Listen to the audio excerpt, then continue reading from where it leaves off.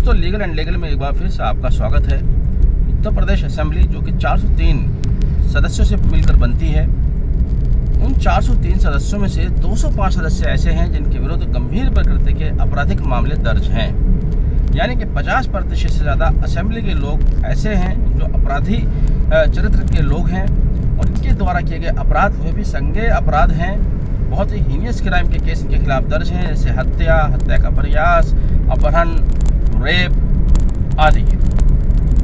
उन्हीं सदस्यों से बनी उत्तर प्रदेश सरकार और उसी उत्तर प्रदेश सरकार का एक सर्कुलर जारी होता है 14 मई 2022 की तिथि जिस पर अंकित है, जो जारी करने वाला है प्रफुल्ल कमल, जो कि उत्तर प्रदेश सरकार में विशेष सचिव है।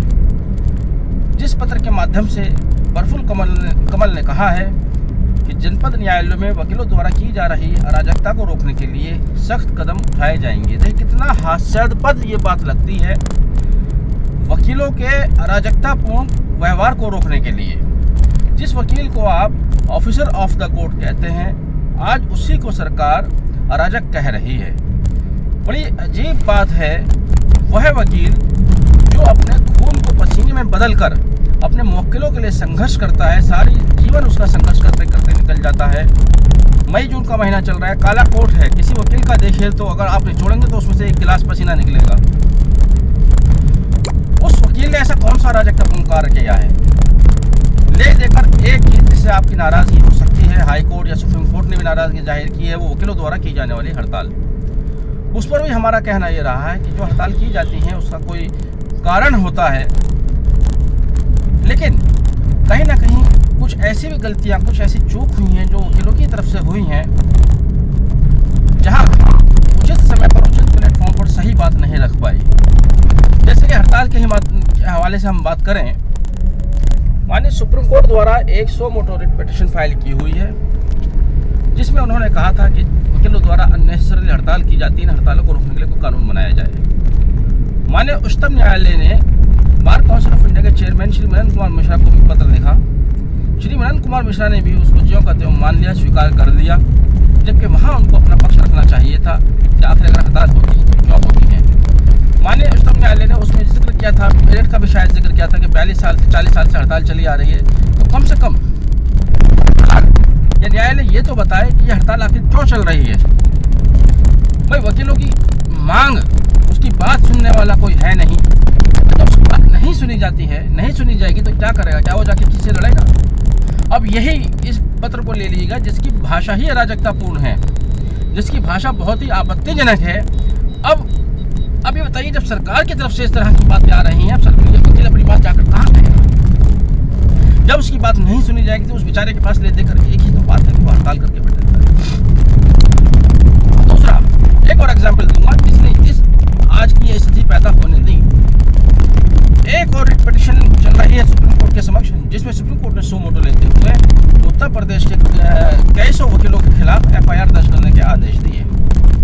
उच्चतम न्यायालय ने पाया कि MST और वर्कमैन कंपनसेशन एक्ट के मामलों में कुछ वकील फर्जी दावे कर रहे हैं। उन्होंने उन फर्जी दावे करने वाले वकीलों की पूरी चेन तैयार की, जिसमें वकील है, पुलिस है, डॉक्टर है, गाड़ी का मालिक है, गाड़ी का ड्राइवर है। लेकिन सबसे बड़ा जो एलिमेंट था इस फर्जीवाड़े में, मान लीजिए अगर कोई फर्जीवाड़ा हो भी रहा है, सबसे बड़ा एलिमेंट जज जो क्लेम अवार्ड करता है उसको छोड़ दिया गया, उसको नजरअंदाज कर दिया गया, उसमें कोई जिक्र नहीं आया। ना उसके खिलाफ कोई जांच हुई, वकीलों के खिलाफ जांच हो रही है, वकीलों के खिलाफ FIR हो रही है, तब भी मनन कुमार मिश्रा अपना पक्ष नहीं रख पाए।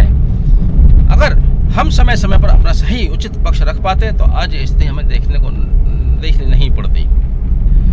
अराजकता होती क्या है? जो लोग समाज में भय उत्पन्न करते हैं, जो लोग लूट और डकैती में शामिल हैं, जो लोग हत्या और मर्डर में शामिल हैं, वह अराजक है। उनको आप, या वकील अराजक हैं, उनको आपने माननीय बनाया हुआ है, वह माननीय बने हुए हैं और उन्हीं माननीयों की देन है कि आज इस तरह के अराजकतापूर्ण पत्र व्यवहार उत्तर प्रदेश शासन द्वारा किया जा रहा है। प्रफुल्ल कमल ये अधिकारी किस बैच के हैं, IAS हैं, क्या हैं, इनकी योग्यता पर भी प्रश्न चिन्ह है। क्या इसी तरह की भाषा शैली का ये प्रयोग करते हैं? और अगर वकीलों के लिए इस तरह की भाषा शैली प्रयोग की गई है तो आम लोगों के लिए किस तरह की भाषा शैली प्रयोग करते होंगे, उन्होंने क्या कहा, ये तो आपत्तिजनक है ही। मैं कह रहा हूँ उससे पहले जांच होनी चाहिए इस प्रफुल्ल कमल की कि इसने किसके कहने पर इस तरह का यह पत्र जारी किया, और ये भाषा जो इसने प्रयोग की है, इस भाषा का स्तर इसने कैसे चुना, वो भी वकीलों के लिए जिनको ऑफिसर ऑफ द कोर्ट कहा जाता है। चलिए, अब तुम्हारी भाषा के अनुसार हम मान लेते हैं कि वकील अराजकता फैला रहे हैं। अब अगर वकील अराजकता फैला रहे हैं तो प्रदेश में, देश में कहीं कहीं जगह जगह आए दिन कहीं दंगे फसाद हो रहे हैं, कहीं हत्या हो रही हैं, कहीं रेप्स हो रहे हैं। ये अराजकता का माहौल है भाई। अब जब ये अराजकता और अगर ये अराजकता का माहौल है, तब आप इनसे निजात पाने के लिए किसके पास जाएंगे? अब वकील के पास तो आपको आना नहीं चाहिए, क्योंकि वो तो अराजक हो गया आपके अनुसार। कुल मिलाकर स्थिति इतनी गंभीर हुई है, पहली बार अधिवक्ताओं की ओर से इसका सीरियस नोट लिया गया है। सबसे पहले जो पत्र मेरे सामने आया बार की तरफ से, वो इमरान महमूद साहब का आया, जो कि बार काउंसिल ऑफ यूपी के चेयरमैन रह चुके हैं, अभी मेंबर हैं। और उसके बाद से मेरठ बार एसोसिएशन में भी एक मीटिंग हुई, उन्होंने भी आज की हड़ताल कॉल की हुई है। मथुरा का, गाजियाबाद का, नोएडा का, करीब करीब सभी बार्स का अब प्रस्ताव आ रहे हैं। आज हड़ताल है, आज की हड़ताल बिल्कुल जस्टिफाइड है। हड़ताल ही नहीं, घोर विरोध दर्ज होना चाहिए, सरकार के समक्ष विरोध दर्ज किया जाना चाहिए। वही सरकार जिसको आप चुनकर भेजते हैं, उसी सरकार में बैठे हुए ऐसे लोग, इनकी शैक्षणिक योग्यता पर शक होता है, इनकी क्वालिफिकेशन पर शक होता है कि वो वकीलों के लिए, ऑफिसर ऑफ द कोर्ट के लिए अराजकता जैसे शब्दों का इस्तेमाल कर रहे हैं। अगर ऑफिसर ऑफ द कोर्ट के लिए आप अराजकता शब्द का इस्तेमाल करेंगे तो आप भी ऑफिसर ही हैं, कल को आपको भी अराजकता तो कहा जाएगा। तो शांति प्रिय लोग आप कहाँ से लाएंगे? कौन शांति प्रिय कहलाएंगे? ये एडवोकेट आपसे नौकरी नहीं मांगते, आपसे आरक्षण नहीं मांगते, आपसे किसी चीज़ की हिस्सेदारी नहीं मांगते। जो लोग सरकार में बैठे हुए हैं, ज़मीन से उठे और उनकी संपत्ति कई हजार गुना बढ़ गई, सोर्स ऑफ इनकम बढ़ा नहीं। वकील जिसकी सारी उम्र वकालत करते करते निकल गई अपनी रोजी रोटी के लिए और अपने मुवक्किल को इंसाफ दिलाने के लिए, आप दोनों में तुलना तो कीजिए। अभी एक IAS ऑफिसर के यहाँ रेड पड़ी हुई है, कई दिन नोट गिनने में ही लग गए। क्या वकील कुछ इस तरह का, उसके पास तो ऐसा कोई सोर्स ऑफ इनकम है ही नहीं, है तो वो करता भी नहीं। अराजकता देखनी है तो आप न्यायालय में जाकर देख लीजिए, जहाँ हर न्यायालय के अंदर पेशकार वहीं बैठे हुए जज साहब के सामने पैसे लेता रहता है।